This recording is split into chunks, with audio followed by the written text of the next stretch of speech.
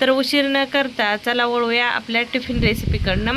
तर रात्रीच मी इथं हे जे आपले काळे चणे म्हणजे हरभरे होते ना, ते पाण्यामध्ये भिजत ठेवलेले होते। आता इथं हे भिजलेले हरभरे मी कुकरमध्ये घालून घेतले। सोबत 2 ग्लास पाणी घातलं, त्याच्यामध्ये दालचिनी, 2 लवंगा, 2-3 काळे मिरे, 1 विलायची, सोबत चिमूटभर हळद, चवीनुसार मीठ आणि जे आपण भाजीला तेल वापरतो कुकिंग ऑइल, तर तुम्ही तेलाऐवजी थोडंसं तूप घातलं तरी चालेल।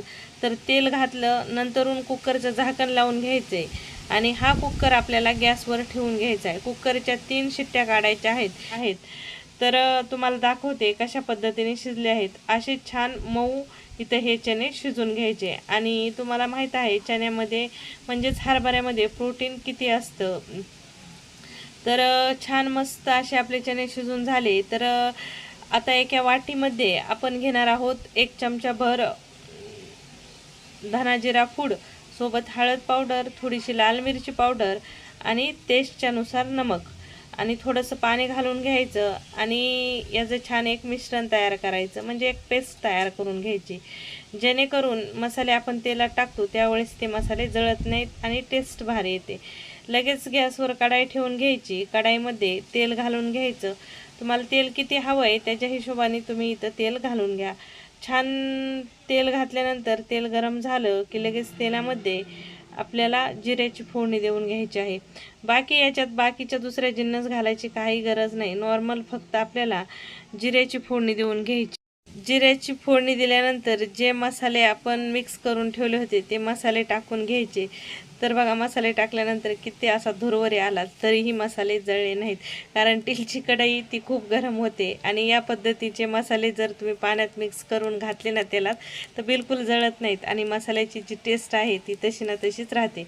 तर मसाले छान 2 मिनिट तेलात मिक्स करून घेतल्यानंतर जे आपण शिजून घेतलेले चणे होते ते चणे इथं घालायचे आणि छान 5-6 मिनिट हे चणे आपल्याला मिक्स करून घ्यायचेत। वरतून चवीनुसार मीठ टाकायचं आणि मऊसूद मस्त चटकदार असे आपले इथं चणे तयार आहेत, म्हणजेच हरभऱ्याची जी उसळ आहे, भाजी आहे ती तयार आहे। नॉर्मली काय करतात बघा, पुरं कांदा बिंदा ह्या उसळीमध्ये खाण्यासाठी टाळतात, पण बिना कांद्याची, बिना लसणाची, बिना कोणते जिन्नस घालता सिंपल जिऱ्याची फोडणी घालून साधे मसाले घालून या पद्धतीने जर तुम्ही पराठ्यासोबत चण्याची उसळ बनवली ना तर ही जी उसळ आहे ना खायला खूप भारी लागते आणि पराठ्यासोबत तर एक नंबरच लागते। आणि याने काय होतं, पराठ्याचं आणि या उसळीचं कॉम्बिनेशन खूप भारी आहे।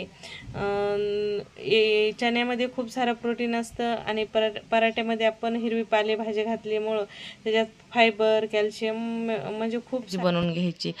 तर भाजीसाठी कढाई ठेवली आहे गॅसवर, थोडंसं तेल घालून घेतलं। तेल गरम झालं की मध्यम आकाराचे 2 बटाटे साली काढून एकदम बारीक सरकट करून घेतले होते आणि छान 2 पाण्याने धुवून देखील घेतले होते। 2-3 मिनिट छान इथं हे बटाटे परतून घ्यायचे। आज मी बनवणार आहे बटाट्याची आणि भेंडीची भुजिया। ही भुजिया खाण्यासाठी खूप खूप भारी लागते आणि या पराठ्यासोबत तर परफेक्ट कॉम्बिनेशन आहे। मुलं ही रेसिपी आवडीने खातात आणि नॉर्मली मुलांना बटाट्याचीच भाजी टिफिनला लागते, पण बटाट्यासोबत तुम्ही अशा दुसऱ्या भाज्या मिक्स करून त्याची भुजिया बनवून टिफिनला अवश्य देऊ शकता। या पद्धतीची भेंडीची आणि बटाट्याची मिक्स भुजिया खायला खूप भारी लागते आणि जो आपण पराठा बनवतो त्या पराठ्यासोबत तर याचं कॉम्बिनेशन जे आहे ते एकदम परफेक्ट जातं। आता भेंडी बटाटा छान 5-6 मिनिट मिडियम गॅसवर परतून घ्यायचा। तेलची कढई वापरत असाल तर चांगलं चमचा बिलकुल बंद करू नका, डायरेक्ट मधून अधून हलवतला, नाहीतर कढाईला पटकन भाजी चिटकते। वरतून चवीनुसार मीठ, चमचाभर धना पावडर, चिमूटभर हळद पावडर, अर्धा चमचा लाल तिखट आणि बाकी गरम मसाला वगैरे टाकायची असली तर टाकू शकता, पण भुजियाला फक्त एवढेच मसाले लागतात आणि ही भाजी एवढ्याच मसाल्याने खायला खूप भारी लागते। आता बटाटे हे पहिले तेलात परतून घेतल्यामुळे मऊ झाले होते आणि भेंडीला वरतून झाकण ठेवून परतायचं नाही, लई पाणी सुटतं। डायरेक्ट बिना झाकणाची या पद्धतीने ही भाजी छान 5-6 मिनिट तुम्हाला मिडियम गॅसवर परतून घ्यायची। एकदम छान बुडापासून परतायची म्हणजे काढायला चिटकत नाही। 5 ते 6 मिनिटानंतर इथं आपली ही भाजी तयार झालेली असेल. बटाटेही मऊ शिजलेला आहे, भेंडीही मऊ झालेली आहे.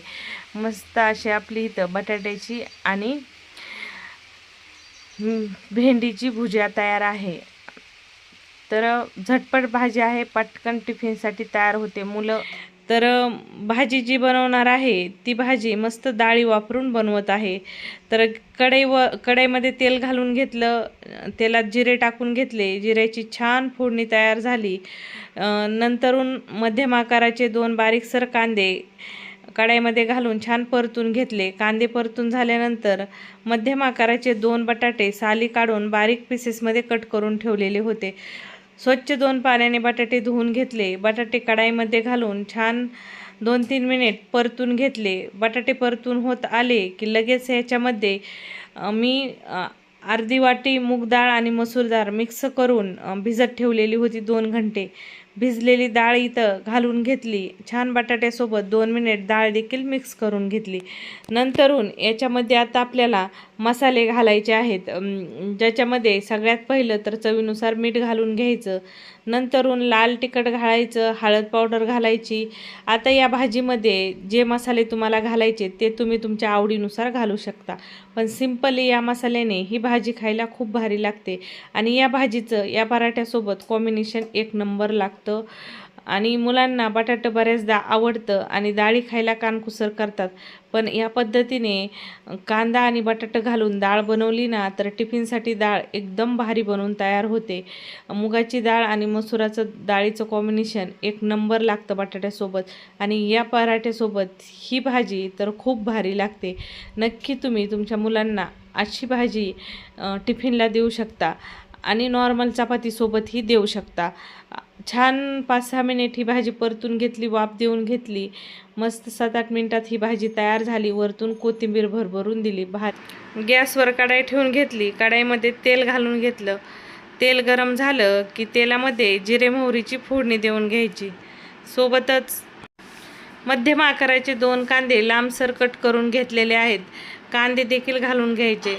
जोपर्यंत कांद्याचा कलर चेंज होत नाही तोपर्यंत छान कांदा तेलामध्ये परतून घ्यायचा किंवा तळसून घ्यायचा. आता इथं 5-6 बटाटे साली काढून जसं आपण चिप्सला खिस करून घेतो तशा पद्धतीने चिप्सच्या आकारच्या याच्या स्लाईस काढून घेतलेल्या आहेत. तर पातळसर करायच्या म्हणजे छान पटकन परतून तयार होतात. कांद्यामध्ये हे बटाटे 2-3 मिनिट छान परतून घ्यायचे.